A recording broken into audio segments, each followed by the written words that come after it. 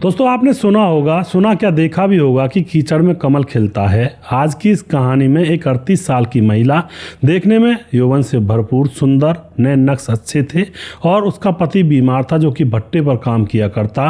तो अब वह पति की जगह पर खुद भट्टे पर काम करने के लिए चली जाती है और वहाँ पर काम कर रही होती है। तभी उसके ऊपर नज़र भट्टे मालिक की पड़ती है जो कि उसकी तरफ काफ़ी देर से टकटकी लगा कर देख रहा था और उसके बाद देखता है कि यह नई औरत कौन है, बड़ी ही सुंदर है। इसका तो बिल्कुल एकदम से इसको देखकर ऐसा लगता है कि इसको अपना बना लिया जाए। और उसके बाद वह उस औरत के पास जाता है और कहता है कि तुम कौन हो। औरत बताती है कि मैं लखन सिंह की पत्नी अनुराधा हूँ, पति बीमार है तो इसलिए उनकी जगह मैं आई हूँ काम करने के लिए। अब यह बात सुनकर के भट्टा मालिक उसकी तरफ देखता ही रहता है और फिर मौका देखकर जब वहाँ पर कोई नहीं होता है 5,000 रुपये उस औरत के हाथ पर रख देता है और कहता है कि ये लो और अपने पति लखन सिंह का इलाज करवा लेना। लेकिन वह औरत कहती है साहब मैं पैसे कैसे चुकाऊंगी, मुझसे तो गुजारा भी नहीं हो रहा। अब उसके बाद लखन सिंह कहता है कोई दिक्कत नहीं है, पैसे चुक जाएंगे, बस तुम रात को मेरी हवेली पर आ जाना, मैं ये पैसे माफ़ कर दूंगा और भी पैसे दे दूंगा जितने तुम्हें चाहिए होंगे। अब तो यह बात सुनकर के जो महिला थी वह थोड़ा सा सकपका जाती है। पहले तो वह उसको गाली देना चाहती है मगर एकदम से वह रुक जाती है क्योंकि उसको याद आ जाता है उसकी बेटी कई महीनों से मोबाइल की डिमांड कर रही है। तो अब वह औरत रुक जाती है और सोचती है किसी को क्या पता चलेगा अगर मैं बेटी के मोबाइल के लिए इससे पैसे ले लूँ तो। और उसके बाद वह कह देती है ठीक है मैं शाम को तुम्हारी हवेली पर आ जाऊंगी। और उसके बाद दोस्तों यहाँ पर क्या होता है, वह सोच लेती है कि हवेली पर तो जाना ही पड़ेगा। और फिर इस कहानी में ऐसे नए नए मोड़ आते हैं जब वह रात को हवेली पर जाया करती है। तो फिर जो यहाँ पर होता है पूरी कहानी में डिटेल में बताऊंगा, वीडियो को लास्ट तक जरूर देखिएगा। 2 लोगों की मौत हो जाती है इस कहानी के अंदर। नमस्कार, मैं हूं सुदेश कुमार और तिरछी बात चैनल में आपका स्वागत है। यह घटना घटित होती है राजस्थान के एक गांव के अंदर। उस गांव के पास बहुत सारे ईंट भट्टे थे। जैसे कई जगहों पर मिट्टी अच्छी होती है तो वहां पर ईंट भट्टे ज्यादा लगा दिए जाते हैं जिससे कि उनका काम अच्छे से चल पाए। ऐसा ही वह गाँव था। उस गाँव के अंदर लखन सिंह नाम का एक शख्स रहा करता। उम्र उसकी 40 साल थी। उसके साथ उसकी पत्नी अनुराधा, उम्र 38 साल, लेकिन देखने में इतनी सुंदर जैसे मानो किसी अमीर घराने की बहू हो। इनकी एक बेटी थी नैन्सी, उम्र थी उसकी 12वीं क्लास में पढ़ा करती थी और पढ़ाई में बहुत ज़्यादा नैन्सी होशियार थी। तो आस पड़ोस के लोग भी उसकी तारीफ़ें किया करते और स्कूल के अंदर टीचर भी उसकी तारीफ़ें किया करते थे। लखन सिंह पहले तो फैक्ट्री में जॉब किया करता था, गाँव से 10 किलोमीटर दूर साइकिल से जाता, मगर उस फैक्ट्री में कोई ऐसी दिक्कत परेशानी हो जाती है, फैक्ट्री मालिक को वह फैक्ट्री बंद करनी पड़ जाती है। उसके बाद लखन सिंह बिना नौकरी के अपने घर पर आ बैठता है और उसके बाद घर का गुजारा तो चलाना ही है, यह सोच करके गांव के ही एक भट्टा मालिक और जो कि जमींदार था उस गांव का, हरिराम उसका नाम था, ईंटों का भट्टा उसका था, तो उसके पास जा करके उससे कहने लगता है कि आप मुझे अपने भट्टे पर काम करने के लिए नौकरी दे दीजिए क्योंकि मुझे गुजारा करना परिवार का और मेरे पास कोई ऐसा काम नहीं है। तो 13,000 रुपये में उसको वहाँ पर फिक्स कर दिया जाता है भट्टे पर कुछ काम करने के लिए। अब यहाँ पर दोस्तों यह लग जाता है, कोई परेशानी नहीं है, महीने में 13,000 रुपये आते हैं। उन 13,000 रुपयों से अपने परिवार का घर भरण पोषण करने लगता है। मगर इधर क्या होता है, नैन्सी की एक सहेली होती है जिसका नाम होता है पूनम। पूनम के माँ बाप अमीर थे, पैसों की कोई कमी नहीं थी और पूनम के माँ बाप ने 12वीं क्लास में ही एक स्मार्टफोन दिलवाया हुआ था। अब पूनम अपने फ़ोन को लेकर नैन्सी के पास भी आ जाया करती तो उसके फ़ोन को देखकर उसमें बहुत सारी चीज़ें चलती, यूट्यूब चलता, वीडियोस चलते, उसमें गाने चलते, बहुत सारी चीज़ें ऐसी चलती। तो उसको देख करके नैन्सी का मन तो बहुत करता था, मगर इतने में ही सहेली पूनम कहती है कि तू भी कहना अपने घर वालों से फ़ोन दिला देंगे। लेकिन नैन्सी कहती है नहीं, पापा को सिर्फ 13,000 रुपये मिलते हैं, वो मुझे फ़ोन कहाँ से दिला देंगे, ये 20-25 हज़ार रुपये का तो आएगा ही आएगा। मगर उसके बाद जो उसकी सहेली पूनम होती है वह कहती है कि अरे पागल, तू इसको ले लेगी, देख इसमें टीचर पढ़ाते हैं और तू ज़्यादा अच्छी तरह से पढ़ पाएगी और होशियार हो जाएगी। अब वह 1-2 वीडियो टीचरों के देखती है जो पढ़ाते हैं यूट्यूब पर, तो वह बहुत ज़्यादा मोहित हो जाती है कि अरे ये तो बहुत अच्छी बात है, स्कूल जाने की भी ज़रूरत नहीं है और स्कूल जाऊँगी तो टॉपिक को पहले ही तैयार कर ले जाया करूँगी जिससे कि टीचर और तारीफ़ किया करेंगे, आगे बढ़ूँगी, बहुत पढ़ूँगी। यह मनसा रखते हुए अपने पिता से वह लड़की नैन्सी शाम को कहती है पापा मेरे लिए एक पुराना सा मोबाइल खरीद दो। जो 5-6 हज़ार रुपये में आ जाएगा, उससे मुझे पढ़ाई हो जाएगी मेरी। लेकिन पिता ने फिलहाल मना कर दिया, कहा बेटी अभी हमारे पास पैसे कहाँ हैं। और उसके बाद नैन्सी की आंखों में आंसू आ जाते हैं कि क्या मैं इतनी भी नहीं हूँ कि मैं पुराना मोबाइल चाहती हूँ, पुराना मोबाइल भी मुझे नहीं दिला सकते क्या आप लोग। लेकिन जो उसकी माँ होती है वह कहती है बेटी मैं दिला दूंगी, 2-3 महीने रुक जा, मैं तुझे दिला दूंगी। अब बेटी चुप हो जाती है, पढ़ाई में उसका ध्यान लग जाता है। अब इधर दोस्तों नैन्सी के माँ बाप अब उसके मोबाइल के लिए सोचा तो करते हैं कि भाई किसी तरह से मोबाइल मिल जाए।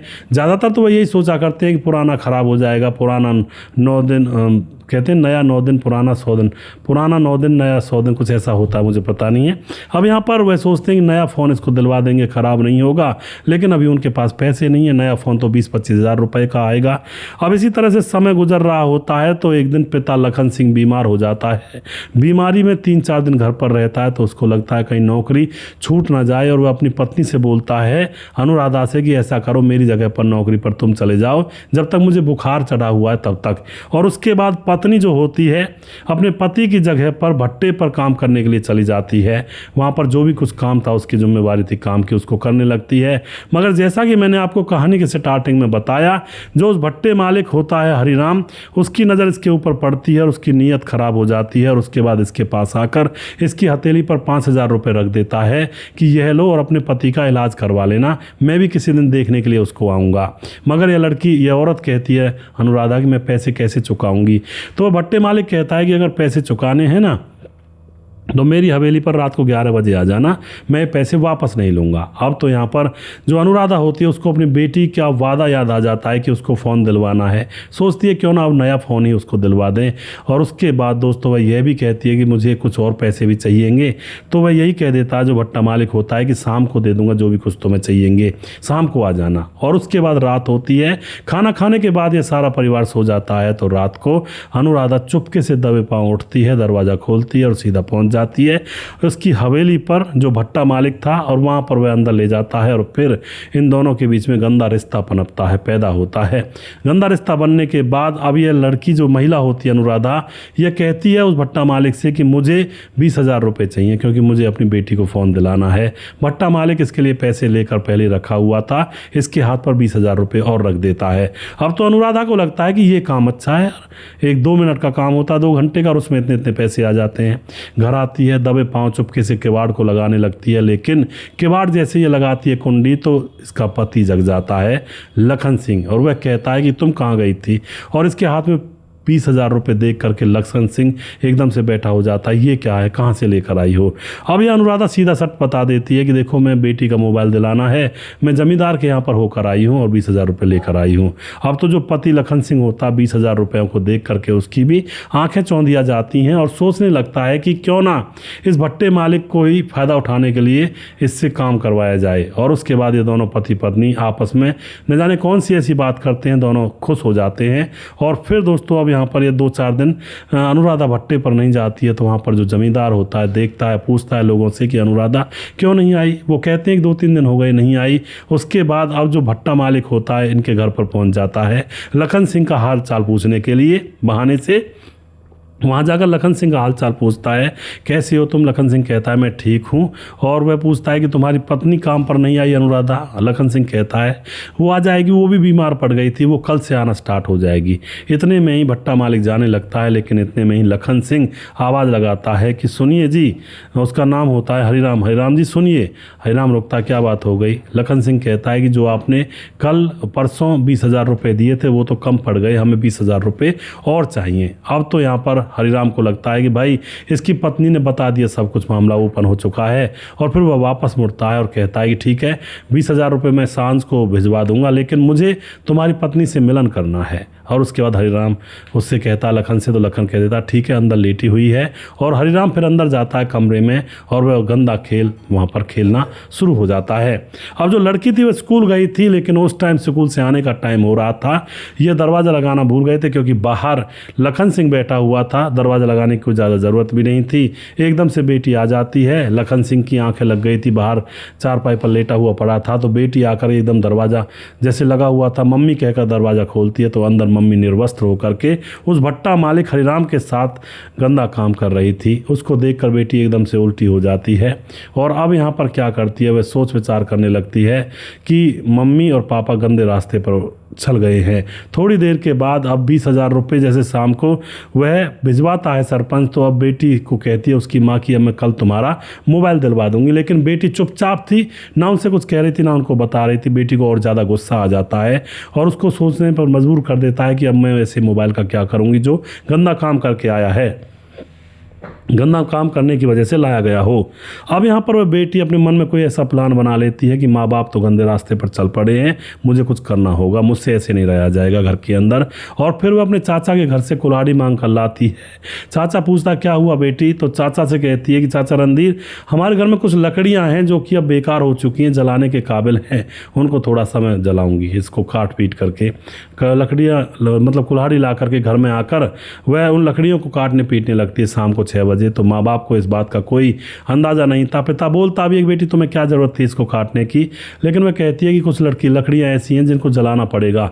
वह नहीं समझ पाते हैं। रात होती है, खाना खाने के बाद दोनों माँ बाप सो जाते हैं गहरी नींद में और फिर रात को 12 बजे तक वह बेटी सोती नहीं है। 12 बजे उठती है और हाथ में कुल्हाड़ी थी। कुल्हाड़ी से पहले माँ की गर्दन अलग करती है एक ही बार में, फिर पिता की कर देती है और उसके बाद बाहर निकलती है और चाचा के घर कुल्हाड़ी देने रात में ही जाती है। चाचा कहता बेटी ये क्या हुआ, तुम्हारे शरीर पर खून कैसे लगा हुआ है। तो चाचा को सारी बात बता देती है रणधीर को कि इस तरह से मेरे मम्मी पापा ये काम कर रहे थे। और उसके बाद चाचा बाहर आता है, गांव के लोग बाहर आते हैं, पुलिस को बुलाया जाता है, पुलिस आती है, लाशों को पोस्टमार्टम के लिए भेजा जाता है। पूरी कहानी पुलिस को ज्यों की त्यों बता देती है।